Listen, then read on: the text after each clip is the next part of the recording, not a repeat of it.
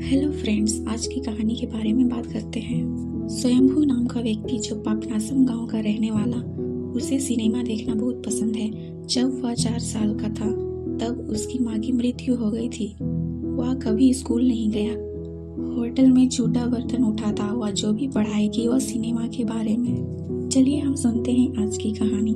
तो हमारी कहानी की शुरुआत होती है स्वयंभू से, जो अपने केबल ऑफिस में टीवी देख रहा होता। तभी वह छोटू आ जाता और बोलता, आपको तो डायरेक्टर बनना चाहिए, कहाँ केबल का काम करते हैं। तभी स्वयंभू कहता, मैं डायरेक्टर बन जाऊंगा तो तुम मेरा दुकान हड़पना चाहते हो क्या?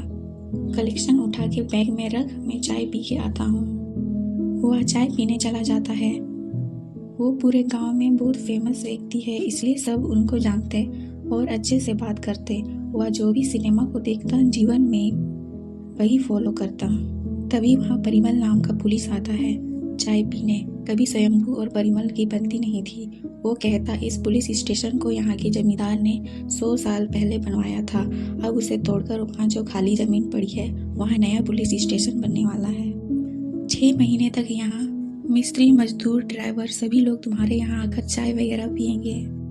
उन लोगों को सब इधर ही भेजने वाला हूँ। तुम्हें एक दिन में 1000 का धंधा होगा तो 6 महीने में 2.25 लाख का लाभ, तो उसमें से 2.5% कमीशन मुझे दे देना। ये सुनकर स्वयंभू ताली बजाकर वहां से निकल जाता है।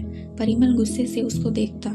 स्वयंभू अपनी दुकान में बैठकर टीवी देख रहा होता। तभी छोटू हंसने लगता और बोलता, क्या बॉस, आप तो टीवी देखकर रोने लग रहे हो। तभी वो आंसू पोंछने लगता और बोलता, ऐसी फिल्म देखकर कोई आंसू रोक सकता है क्या? लोग जैसे छटपटाते हैं वैसे तुम्हें डांस पसंद है ना। दूसरे दिन स्वयंभू अपने घर के बगीचे में गड्ढा खोद रहा होता। तभी उसकी बीवी आकर बोलती, यह गड्ढा खोदने की क्या जरूरत है? वो तुम्हारे घर में जो चीज बचती है ना, इस गड्ढे में डाल देंगे तो खाद बन जाएगा।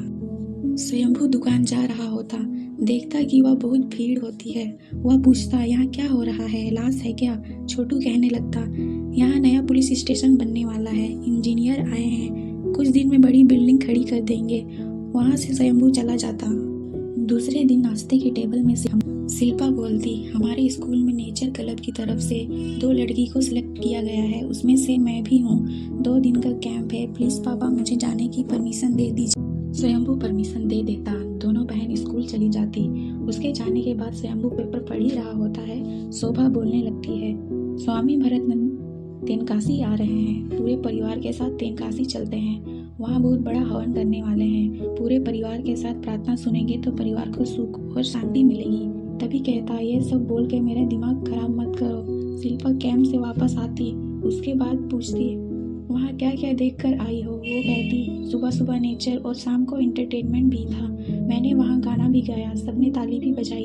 एक आईजी का लड़का, वह बिल्कुल लफंगा था, वहाँ देखो लड़कियों के पीछे जाके फोटो खींच रहा था।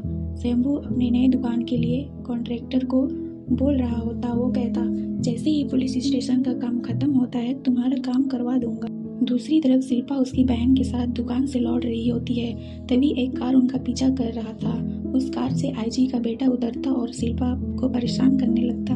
वहाँ से घर आकर कमरे में रोने लगती। आईजी का बेटा उसे उस नेचर क्लब की वीडियो उसे दिखाता। उसकी नहाते हुए वीडियो बना लिया होता है।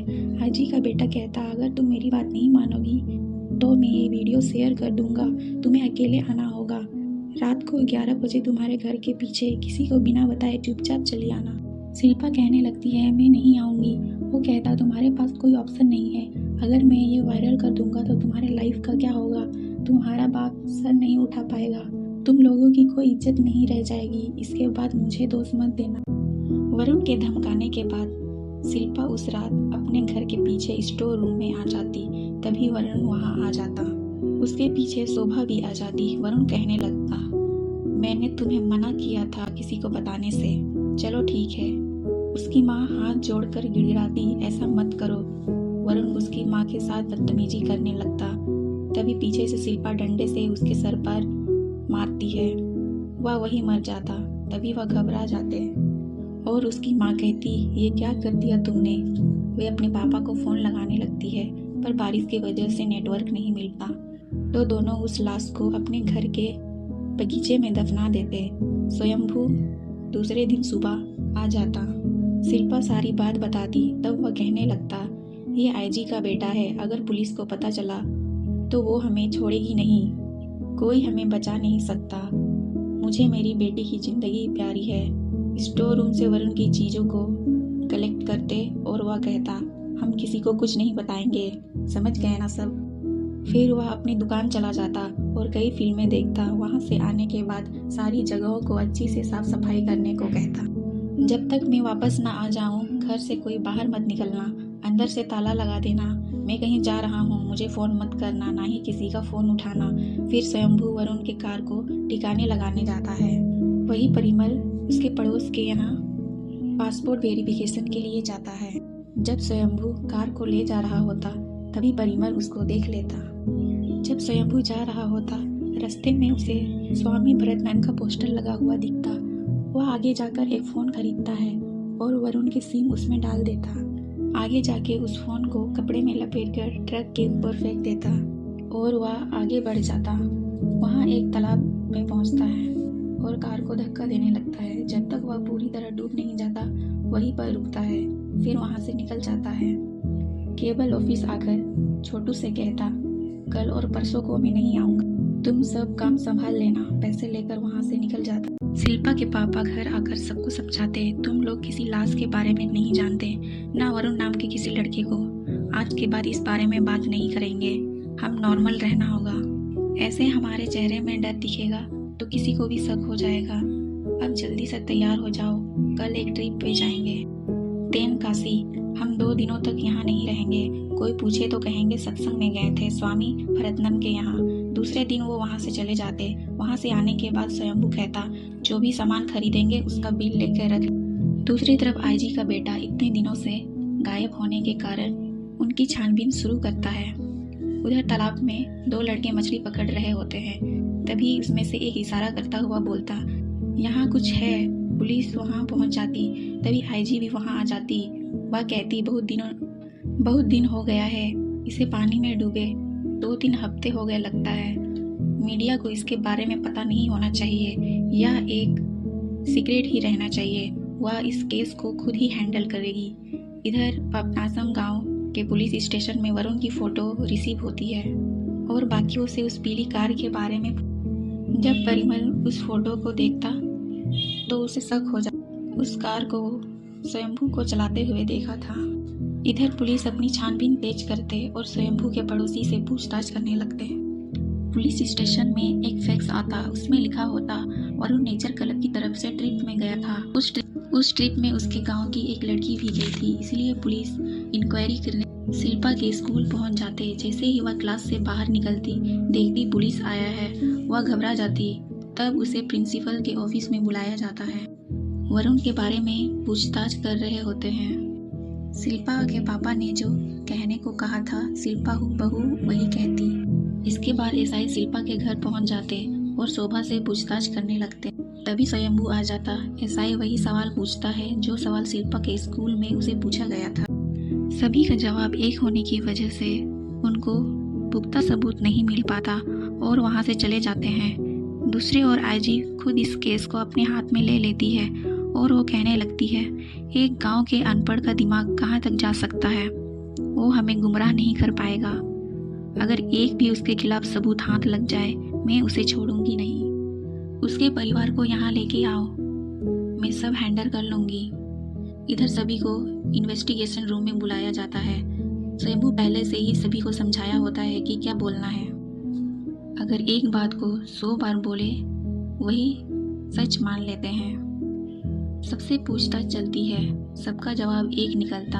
आईजी परेशान होकर कहने लगती, ये कैसे हो सकता है, एक छोटा सा सबूत नहीं लग रहा है इसके खिलाफ।